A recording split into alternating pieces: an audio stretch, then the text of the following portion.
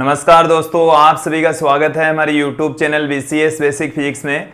आज के इस वीडियो में हम कक्षा 11 का जो NCERT की पाठ्य पुस्तक है उसका 5th चैप्टर गति के नियम के जो एक्सरसाइज के क्वेश्चंस है वो देखने वाले हैं। देखिए, जो एक्सरसाइज जो पीछे के क्वेश्चंस है वो हम यहाँ पर देखेंगे। इससे पहले जो वीडियो हमने बनाया है उसमें एग्जाम्पल्स हमने देख लिए थे। आज के इस वीडियो में हम गति के नियम पर आधारित जो एक्सरसाइज के क्वेश्चंस हैं वो यहाँ पर हम देखने वाले हैं।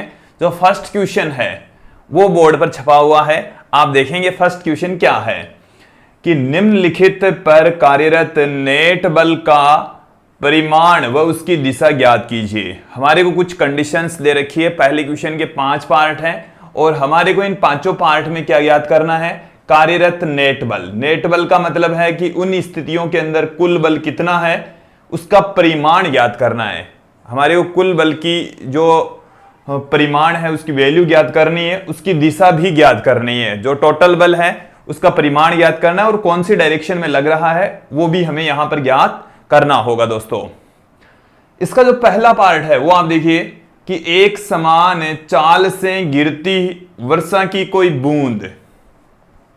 देखिए, हम जानते हैं कि हवा में, वायु में जब कोई बारिश की बूंद गिरती है तो हम मोस्टली यही जानते हैं कि जब कोई पिंड गुरुत्व के अधीन स्वतंत्रता पूर्वक गति करता है तो उस पर गुरुत्वीय त्वरण लगता है, जिसके पश्चात उस पर उसका वेग है वो निरंतर बदलता रहता है। बट हमारे को क्वेश्चन में ये दे रखा है कि एक समान चाल से बारिश की बूंद गिर रही है और ये उस कंडीशन में सही होता है जब किसी तरल माध्यम में कोई पिंड गति करता है तो एक सीमा के पश्चात, एक वेग के पश्चात वो एक नियत वेग से गति करता है, जिसको हम अंतिम वेग कहते हैं, टर्मिनल वेलोसिटी कहा जाता है। दोस्तों, तो ये जो बारिश की बूंद है वो एक समान चाल से गिर रही है, अंतिम वेग से गिर रही है। एक समान चाल का मतलब है इसके अंदर जो एक्सेलरेशन है वो 0 है, त्वरण इसमें नहीं लग रहा है। गुरुत्वीय त्वरण काम करता है बट उस स्थिति में ये तरल, जैसे वायु है उसको हम तरल मान सकते हैं, तरल माध्यम माना जा सकता है। देखो, तरल है वो वायु प्लस द्रव दोनों को मिलकर, दोनों को हम तरल कह सकते हैं।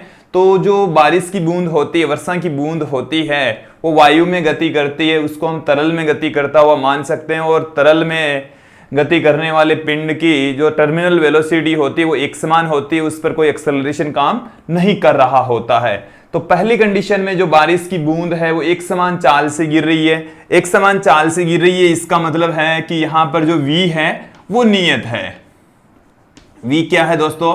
नियत। और जब v नियत रहता है तो a क्या हो जाएगा दोस्तों? शून्य।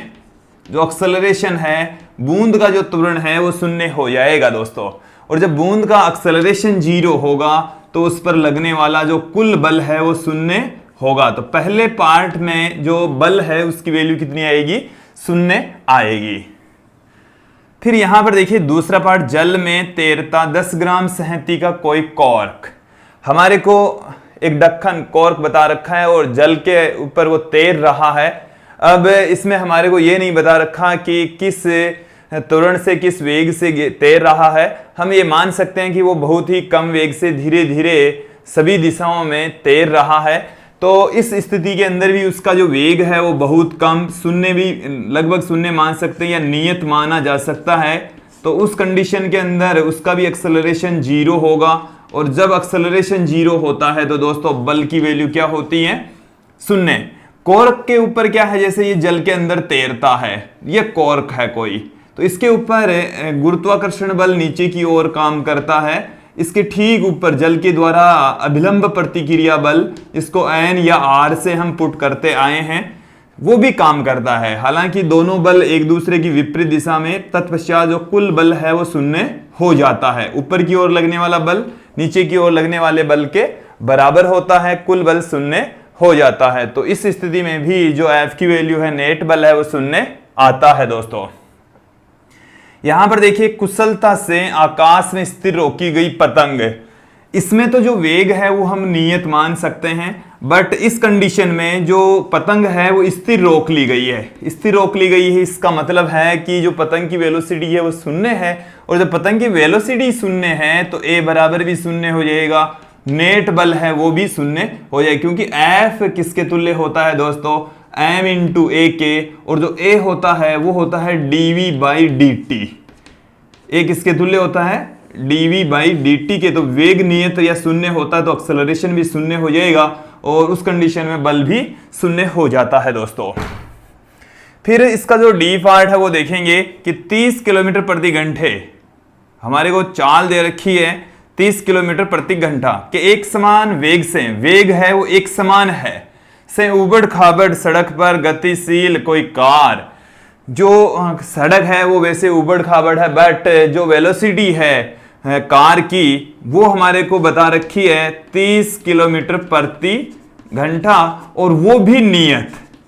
ये जो वेलोसिटी है वो नियत है, इसी चाल से कार चल रही है। जो वेग नियत रहता है तो उसका जो डिफरेंशिएशन है वो शून्य हो जाता है। इट मीन्स जो एक्सेलरेशन है वो जीरो हो जाएगा, बल यहां पर जीरो हो जाएगा, कुल बल शून्य होगा इस स्थिति में भी। ई पार्ट देखें, सभी गुरुत्वीय पिंडों से दूर तथा विद्युत और चुंबकीय क्षेत्रों से मुक्त अंतरिक्ष में तीव्र चाल वाला कोई इलेक्ट्रॉन है। देखिए दोस्तों, हम कोई इलेक्ट्रॉन लेते हैं तो इलेक्ट्रॉन पर कौन कौन से बल काम कर सकते हैं। देखिए, इलेक्ट्रॉन एक आवेशित कण होता है, उस पर विद्युत बल काम कर सकता है, चुंबकीय बल काम कर सकता है, उसका द्रव्यमान भी होता है, गुरुत्वीय बल भी काम कर सकता है। बट हमारे को इस क्वेश्चन के अंदर ये बता रखा है कि वो गुरुत्वीय पिंडों से बहुत दूर है। इसका मतलब उसके ऊपर कोई गुरुत्वाकर्षण बल काम नहीं कर रहा। साथ में हमारे को यह भी बता रखा है कि विद्युत और चुंबकीय क्षेत्रों से मुक्त, इसका मतलब है विद्युत क्षेत्र में गति नहीं कर रहा, वो चुंबकीय क्षेत्र में भी गति नहीं कर रहा। इट मीन्स वहां पे उस आवेश पर कोई विद्युत बल काम नहीं करता, चुंबकीय बल भी काम नहीं करता, और अंतरिक्ष में वो तीव्र चाल से गति कर रहा है। तो देखिए दोस्तों, यहां पर विद्युत गतिशील इलेक्ट्रॉन एक आवेशित कण है जिस पर कोई गुरुत्वीय बल काम नहीं करता, कोई विद्युत बल काम नहीं करता, कोई चुंबकीय बल काम नहीं करता। तत्पश्चात हम कह सकते हैं कि उस इलेक्ट्रॉन पर कोई अन्य बल भी काम नहीं करता। इस स्थिति में इलेक्ट्रॉन पर लगने वाला जो कुल बल होता है वो शून्य होता है दोस्तों, क्योंकि जो मूल बल है उन मूल बलों में से इसके ऊपर कोई अन्य बल काम नहीं कर रहा। तो इस स्थिति के अंदर इलेक्ट्रॉन पर लगने वाला जो बल है वो शून्य होता है। अब हम देखेंगे दूसरा क्वेश्चन, गति के नियम का जो दूसरा क्वेश्चन है वो देखेंगे आप यहां पर कि 0.05 किलोग्राम सहती का कोई कंकड़ ऊर्ध्वाधर ऊपर फेंका गया है। देखिए, एक कंकड़ है जिसका द्रव्यमान, सहती का मतलब है द्रव्यमान, और द्रव्यमान हमारे को दे रखा है 0.05 किलोग्राम। नीचे दी गई प्रत्येक परिस्थिति में कंकड़ पर लग रहे नेट बल का परिमाण और उसकी दिशा ज्ञात कीजिए। हमारे को इस क्वेश्चन में कंकड़ पर लग रहा जो बल है उसकी वैल्यू ज्ञात करनी है, उसकी डायरेक्शन ज्ञात करनी है, उसकी दिशा ज्ञात करनी है। हमारे को 3 परिस्थितियां दे रखी है, तीसरी परिस्थिति में एक चौथी परिस्थिति भी दे रखी है। चारों परिस्थितियां हम यहां पर देख लेंगे। देखिए दोस्तों, एक चीज यहां पर एकदम क्लियर समझ लीजिए कि जब कोई पिंड या कोई कण हवा में गति करता है, वायु में गति करता है, यदि उसके ऊपर वायु का जो प्रतिरोध होता है वो नगण्य मान ले, उपेक्षण मान ले, तब उसके ऊपर सिर्फ और सिर्फ गुरुत्वीय बल काम करता है, गुरुत्वाकर्षण बल काम करता है, जो कि उसके भार के तुल्य होता है। दोस्तों, जो गुरुत्वीय बल होता है उसका फॉर्मूला है F बराबर mg। यहां पर mg के बराबर, भार के बराबर पृथ्वी के द्वारा उस कण पर बल लगता है। यह कौन सी स्थिति में लगता है? जब कोई कण, पिंड वायु में उपस्थित हो, वायु में गति कर रहा हो, उस पर कोई अन्य बल काम नहीं करता हो। तो यहां पर देखिए दोस्तों, हमारे पास में 3 परिस्थितियां हैं। पहली परिस्थिति है ऊपरी मुखी गति के समय, जो कंकड़ है वो ऊपर की ओर गति करता है, अधोमुखी का मतलब है नीचे की ओर गति करता है। तो पहले क्वेश्चन का आंसर सुनेंगे। देखिए दोस्तों, वायु के अंदर कंकड़ गति कर रहा है ऊपर की ओर। कंकड़ चाहे ऊपर गति करें, चाहे नीचे गति करें, चाहे क्षैतिज दिशा में गति करें या किसी कोण पर गति करें, उस पर सिर्फ और सिर्फ गुरुत्वीय बल काम कर रहा है। और गुरुत्वीय बल की जो वैल्यू होती है वो होती है m इंटू जी। यहां पर हमारे को m की जो वैल्यू है वो दोस्तों बता रखी है 0.05 किलोग्राम। m का जो मान है हमारे क्वेश्चन में बता रखा है दोस्तों 0.05 किलोग्राम। इसके साथ में जो g है उसकी वैल्यू हम जानते हैं 9.8 होती है। तो यहां से जब इसको मल्टीप्लाई करेंगे तो देखिए एक बार दोस्तों सीधे 5 को 98 से मल्टीप्लाई कर लेंगे तो हमारे पास में आएगा 490। 490 यहां पर एक संख्या पहले पॉइंट, यहां पर दो संख्या पहले पॉइंट, तो यहां पर जब पॉइंट पुट करेंगे तो सबसे पहले आ जाएगा ये पॉइंट।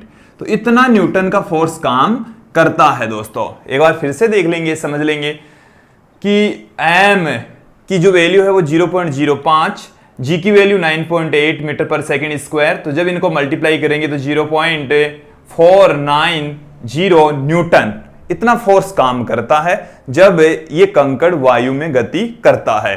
तो देखिए दोस्तों इसमें पहला पार्ट है, उसमें बता रखा है कि जो कण है वो ऊपर की ओर गति कर रहा है। जब ऊपर की ओर गति करता है तब उस पर लगेगा 0.490 न्यूटन। तो इसका जो आंसर है दोस्तों वो जो बल है उसकी वैल्यू होगी 0.49 न्यूटन। और इसकी फोर्स की जो डायरेक्शन है वो सदैव पृथ्वी के केंद्र की ओर होती है, पृथ्वी की सतह की ओर होगी। पिंड या कण किसी भी दिशा में गति कर रहा हो, गुरुत्वीय बल सदैव नीचे की ओर पृष्ठ की ओर काम करेगा, पृथ्वी के केंद्र की ओर काम करता है। तो इसकी डायरेक्शन क्या होगी? नीचे की ओर। किधर होगी दोस्तों? नीचे की ओर ये बल काम करता है। हालांकि जो कण है वो ऊपर की ओर गति कर रहा है, कण है वो ऊपर की ओर गति कर रहा है, बट बल 0.49 न्यूटन नीचे की ओर काम करता है। बी पार्ट देखेंगे, अधोमुखी गति के समय। अधोमुखी गति का मतलब है क्यूआर जो कण है, पार्टिकल है, कंकड़ है, वो नीचे की ओर गति कर रहा है। और जब नीचे की ओर गति करता है तो भी उस पर गुरुत्वीय बल नीचे की ओर ही काम करेगा, mg के बराबर ही काम करेगा। इसका आंसर भी यही रहने वाला है दोस्तों, क्योंकि गुरुत्वीय बल m इंटू जी के बराबर और वो नीचे की ओर काम करता है। कण यहां पर भी वायु में गति कर रहा है, वायुमंडल में जब वो गति करता है तो उसके ऊपर सिर्फ गुरुत्वीय बल काम करेगा और गुरुत्वीय बल की वैल्यू mg के बराबर होगी। सेम उत्तर आएगा, डायरेक्शन भी वही रहेगी दोस्तों। थर्ड पार्ट देखेंगे अब, उच्चतम बिंदु पर जहां क्षण भर के लिए विराम में रहता है। देखो दोस्तों अब इस पार्ट को सुनना, जैसे कंकड़ को हम नीचे से ऊपर फेंकते हैं तो जब वो नीचे से ऊपर की ओर जाता है तो उसकी वेलोसिटी धीरे धीरे कम हो जाती है और अधिकतम ऊंचाई पर उसका जो वेग होता है वो शून्य हो जाता है। जो अधिकतम ऊंचाई पर है उसका वेग शून्य हो जाएगा, कुछ क्षण भर के लिए वो विराम अवस्था में रहता है। वेग यदि 0 है तो विराम में रहेगा, स्थिर अवस्था में रहेगा। तो क्या उस स्थिति के अंदर भी कोई बल काम करता है? देखिए दोस्तों इस स्थिति में भी गुरुत्वीय बल काम करेगा। गुरुत्वीय बल का मान उतना का उतना ही रहने वाला है, क्योंकि पिंड के ऊपर चाहे पिंड किधर भी गति करें, किसी भी डायरेक्शन में गति करें, हवा में गति कर रहा है तो उस पर डेफिनेटली गुरुत्वीय बल काम करेगा, नीचे की ओर काम करेगा। इस स्थिति में भी जो आंसर है वो F बराबर mg 0.49 न्यूटन नीचे की ओर काम करता है। इस स्थिति में भी जहां पर कण है वो अधिकतम ऊंचाई पर विराम अवस्था में रहता है तो भी आंसर वही रहेगा। पहला पार्ट, दूसरा पार्ट और तीसरे के अंदर जो फर्स्ट पार्ट है उसका आंसर वही रहने वाला है। फिर हमारे को पूछा है कि यदि कंकड़ को क्षैतिज दिशा से 45 डिग्री के कोण पर फेंक दें तो क्या आपके उत्तर में कोई परिवर्तन आएगा? अब की बार हमारे को यह पूछा है कि यदि क्षैतिज से हम 45 डिग्री के एंगल पर किसी कण को फेंक दें तो वो कण है वो क्षैतिज इस तरीके से गति करेगा, प्रक्षेप्य गति करता हुआ क्षैतिज दूरी तय करता है दोस्तों। तो इसके प्रत्येक स्थिति में प्रत्येक क्षण पर गुरुत्वीय बल सदैव नीचे की ओर काम करेगा और वो भी इतना ही काम करेगा और वैल्यू सेम रहेगी, डायरेक्शन सेम रहेगी। हम कह देंगे कि हमारे उत्तर में कोई परिवर्तन नहीं आएगा। तो ये था दोस्तों दूसरा क्वेश्चन। दोस्तों अब हमारे पास में थर्ड क्वेश्चन। थर्ड क्वेश्चन क्या है? 0.1 किलोग्राम सहती के पत्थर पर कार्यरत नेट बल का परिमाण व उसकी दिशा निम्नलिखित परिस्थितियों में ज्ञात कीजिए। हमारे पास में एक पत्थर दे रखा है, पत्थर का जो द्रव्यमान है, सहती का अर्थ है द्रव्यमान, m की वैल्यू दे रखी है 0.1 किलोग्राम। हमारे को 0.1 किलोग्राम सहती का कोई पत्थर दे रखा है और उस पत्थर पर इन चार स्थितियों में, चार परिस्थितियों में लगने वाला जो बल है, नेट बल है, वो बताना है और उसकी डायरेक्शन बतानी है। दोस्तों यहां पर भी मैं एक चीज क्लियर कर देता हूं आपको कि जब कोई पिंड कण वायु में गति करता है तो उस पर सिर्फ गुरुत्वीय बल काम करेगा। इस क्वेश्चन में हमारे को यह भी बता रखा है कि जो वायु का प्रतिरोध होता है उसको हमने नगण्य माना है, तो वायु में गतिशील किसी पिंड कण के ऊपर सिर्फ गुरुत्वीय बल काम करता है जो कि पिंड के भार के बराबर होता है। देखिए दोस्तों, यहां पर गुरुत्वीय बल कितना होगा, गुरुत्वीय बल को हम F बराबर m इंटू जी से पुट कर सकते हैं जो कि पिंड के भार के बराबर होता है दोस्तों। तो यहां पर अब हम आगे चारों जो परिस्थितियां हैं उसके बारे में चर्चा करते हैं। पहली परिस्थिति है कि पत्थर को रेलगाड़ी की खिड़की से गिराने के तुरंत पश्चात कि एक रेलगाड़ी है और उस रेलगाड़ी से हमने उस पत्थर को गिरा दिया है। तो पत्थर है वो है स्थिर रेलगाड़ी से गिरा रहे हैं, पत्थर को रेलगाड़ी की खिड़की से यदि गिरा दें तो उसको तुरंत पश्चात तुरंत बाद में जो पत्थर है उस पर लगने वाले बल की वैल्यू क्या होगी दोस्तों। हमने उसको हवा में छोड़ा है, हवा में गिराया है और हवा में सिर्फ गुरुत्वीय बल काम करता है जिसका मान पिंड के भार के तुल्य होता है और उसकी दिशा पृथ्वी के केंद्र की ओर, पृथ्वी के पृष्ठ की ओर होती है, नीचे की ओर होती है। तो यहां पर जो बल की वैल्यू है दोस्तों कितनी निकल कर आएगी, m का मान बल जो भार होता है वो m इंटू जी के बराबर, m की जो वैल्यू है दोस्तों वो हमारे को बता रखी है 0.1 और g का मान हम जानते हैं 9.8, तो 0.98 न्यूटन काम करेगा और ये नीचे की ओर काम करता है दोस्तों। किधर काम करेगा, नीचे की ओर काम करता है। तो पहला जो पार्ट है उसमें जो आंसर आएगा वो 9.98 न्यूटन आएगा दोस्तों। बी पार्ट देखिए, पत्थर को 36 किलोमीटर प्रति घंटे के एक समान वेग से गतिशील किसी रेलगाड़ी की खिड़की से गिराने के तुरंत पश्चात, अब हमारे को यह बता रखा है कि जो रेलगाड़ी है वो एक समान चाल से चल रही है, एक समान वेग से गति कर रही है। देखिए दोस्तों, यदि हम पत्थर को हवा में छोड़ रहे हैं तो उसके ऊपर कोई अन्य बल काम नहीं करेगा। रेलगाड़ी का वेग क्या है, रेलगाड़ी का एक्सेलरेशन क्या है, रेलगाड़ी कौन सी स्थिति में गति कर रही है, उससे पत्थर के ऊपर लगने वाले बल पर कोई प्रभाव नहीं पड़ता। पत्थर पर सिर्फ गुरुत्वीय बल काम करेगा और गुरुत्वीय बल का मान दोस्तों यहां पर भी कितना होने वाला है, F बराबर m इंटू जी, और m और g का मान वही का वही रहने वाला है।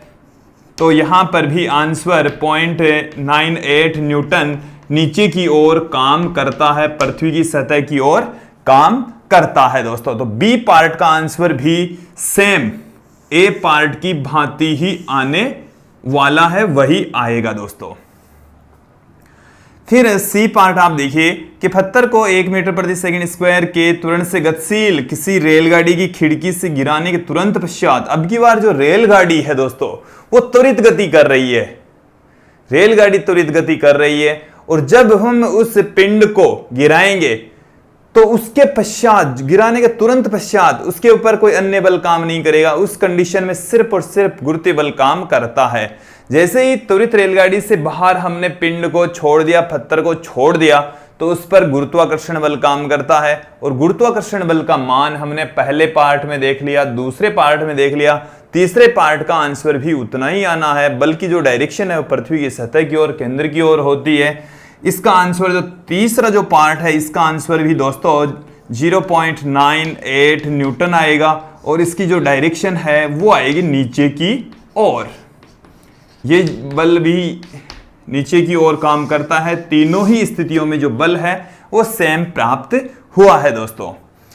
चौथा और जो अंतिम पार्ट है वो क्या है, पत्थर को 1 मीटर प्रति सेकंड स्क्वायर के त्वरण से गतिशील किसी रेलगाड़ी के फर्श पर पड़ा है तथा रेलगाड़ी के सापेक्ष वो विराम अवस्था में है दोस्तों।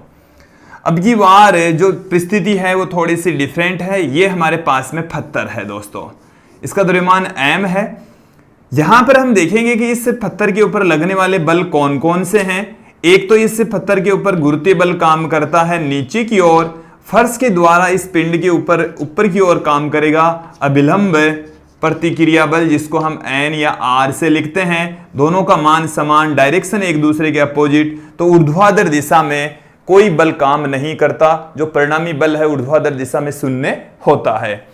अब जैसे रेलगाड़ी इधर त्वरित गति कर रही है, रेलगाड़ी इस डायरेक्शन में त्वरित गति करती है, तो दोस्तों इसके ऊपर एक आभासी बल पीछे की ओर काम करता है। यदि A0 त्वरण से यदि रेलगाड़ी गति कर रही है तो MA0 इधर इस पर बल लगेगा, A0 त्वरण से ये रेलगाड़ी इधर गति करती है।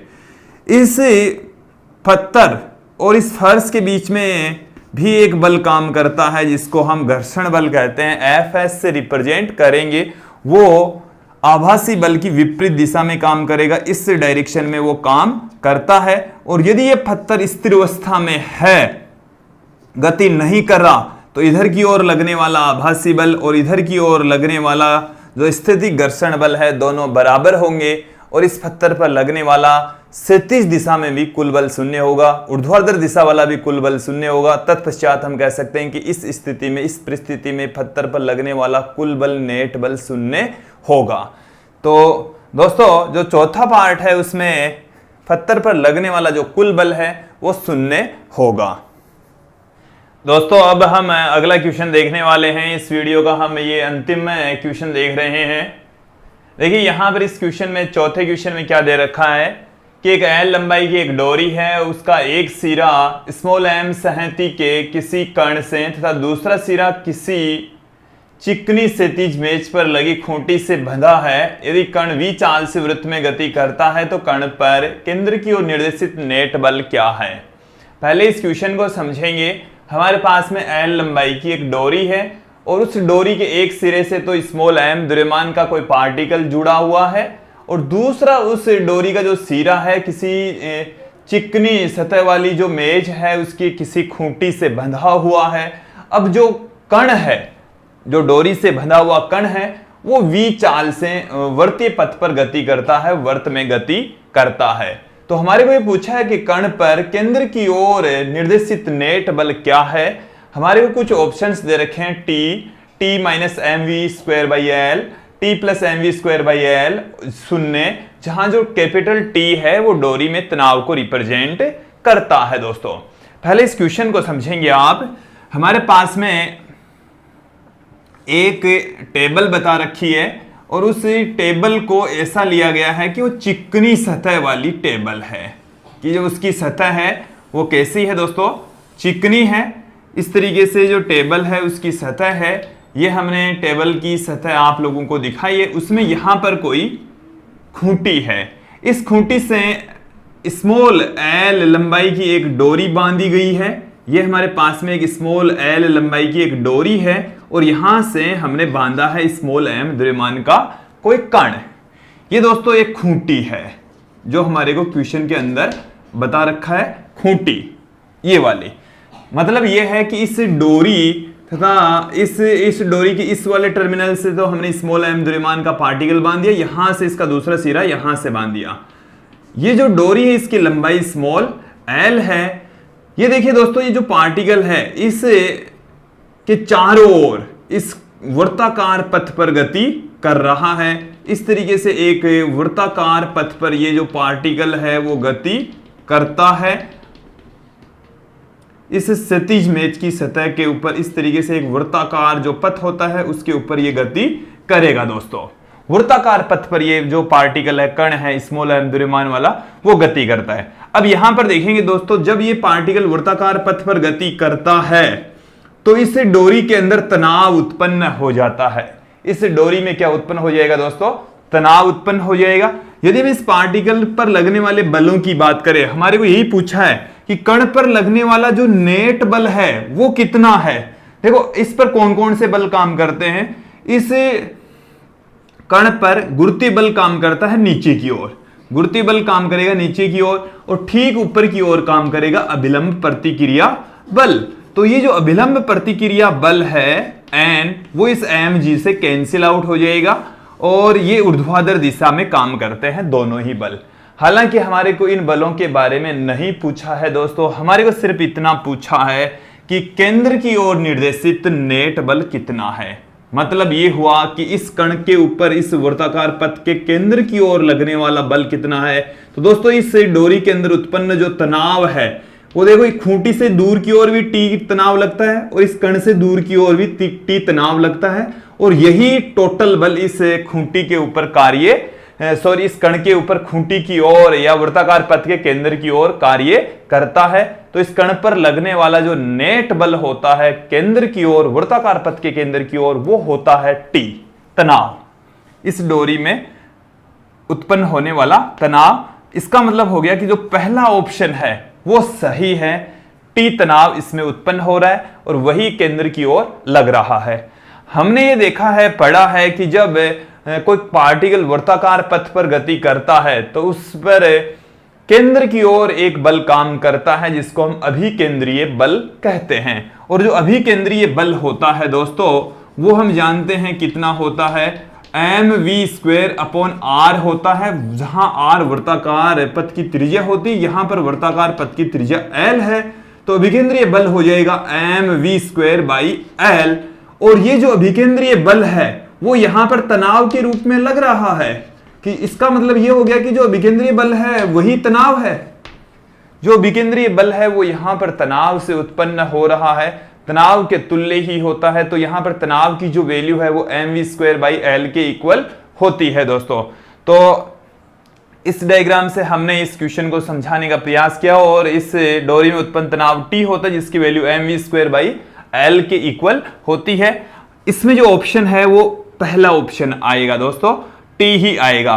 कि यहां पर कई बार ऐसा लग जाता है कि ये वाला जो बल है, कि कई बार ऐसा प्रतीत होता है कि जब वृत्ताकार पथ पर घूमता है तो अपकेंद्रीय बल लगता है mv²/l, तो इसमें से ये घट जाएगा तो यही बल लगेगा। ऐसा नहीं है दोस्तों, यहां पर जो अभिकेंद्रीय बल होता है वही तनाव के रूप में काम करता है। कई बार हम ऐसा भी सोच लेते हैं कि तनाव भी लग रहा है और mv²/l भी लग रहा है, तो ये सी ऑप्शन भी सही कर देते हैं। तो ये भी गलत है दोस्तों, क्योंकि ऐसा नहीं है, जो तनाव है वही अभिकेंद्रीय बल है। कई जो चौथा ऑप्शन है वो भी कई बार हम दिमाग में इस तरीके से कर लेते हैं कि अंदर की ओर लगने वाला तनाव बल और बाहर की ओर लगने वाला अपकेंद्रीय बल दोनों बराबर होंगे, कुल बल 0 हो जाएगा। बट यहां पर दोस्तों जो केंद्र की ओर लगने वाला जो बल है वही, जो अभिकेंद्रीय बल है वही तनाव है। तनाव और अभिकेंद्रीय बल दोनों बराबर है, तत्पश्चात जो पहला ऑप्शन है वो सही है। आज के इस वीडियो में इतना ही, धन्यवाद दोस्तों।